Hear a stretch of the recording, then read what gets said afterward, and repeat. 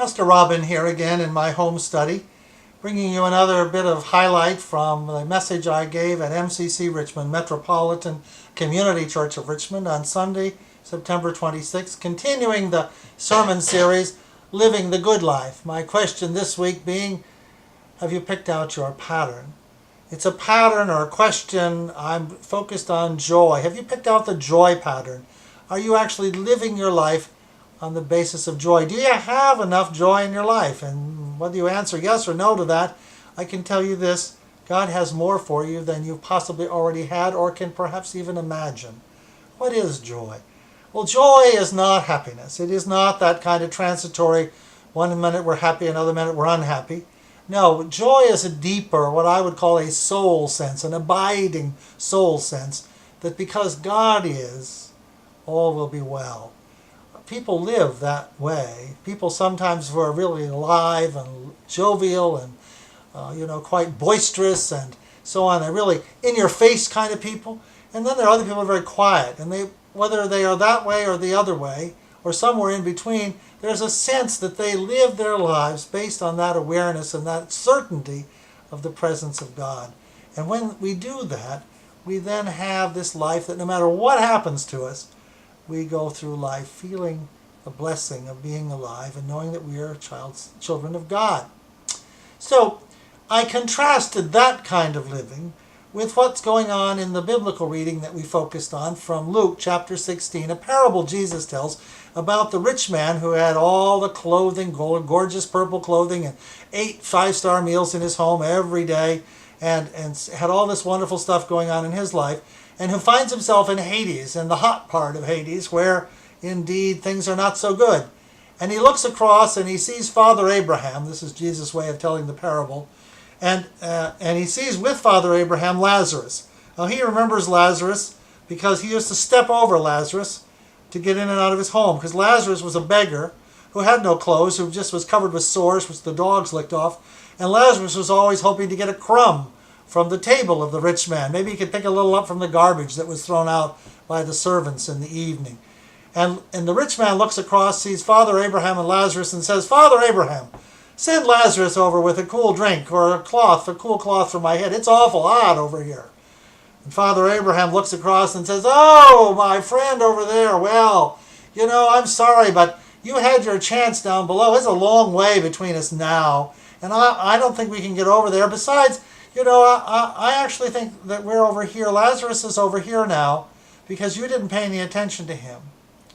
Now, Lazarus, very interestingly enough, is the only character in Jesus' parables, and he told many of them, who has a name. This man who lived this most undignified life, Jesus gave him a name, gave him dignity through having a name. And so the rich man says, "Okay, well, Father Abraham, if you won't send Lazarus over to me, please send him to my brothers who are still alive, because I don't want them to go through this torment.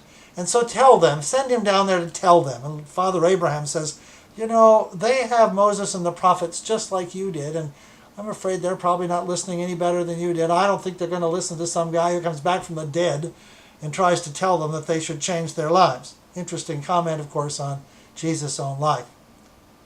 Well, the question is, are we living the kind of life, are we making the kind of pattern in our lives where we actually are living, not necessarily because we're well off, because so many of us are not rich like that man, but in the world's sense, quite a few of us are quite well off, and all of us probably have some privilege that somebody else doesn't have. So are we living like the rich man who steps over and doesn't notice until he wants something from him, and then he suddenly notices this guy who could do him a favor? Or are we actually living lives of being open to each other, being open in our own joy and happiness, and also being open in our own struggles and sadness?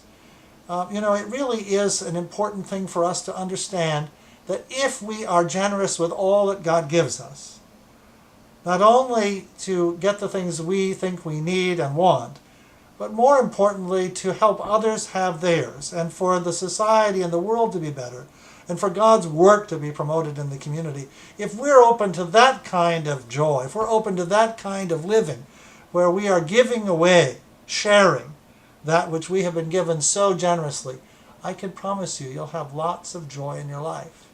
Will you focus on getting the thing you want from the store, or will you focus on learning a new truth from God? Will you actually help pay God forward and worry less about whether you can get the latest thing from your credit card, or will you, as I say, help pay God forward? All the things that we've received from God that we can help share and give to other people who need it as well. In our church as well, are we doing our share to help the poor, both the physically and economically poor, through our Good Neighbor Fund and other things? And are we also doing enough to help the spiritually impoverished, those who come to our church who need so much and want so much to know more about God and the God of love? Are we focused on our friends when we're in church, or are we focused on the newcomers who could actually use a kind word and a greeting and some friendship? Well, those are critical questions for us. Have we picked out our pattern? And if you have a pattern you're not happy with, you can change it. God will help you. So I encourage you to think these questions through and to really dwell in this manner of joy, to really focus in on it and think to yourself, do I really feel that inner sense? And if you don't, ask God for help, because God will give it. And in the meantime, may your week be filled with some happy moments and lots of joy. And may you know that no matter whether it's up or down, God loves you. And I hope to see you again maybe next week. You can check out my whole sermon online at www.mccrichmond.org. And again, may you know God's blessing this day and always.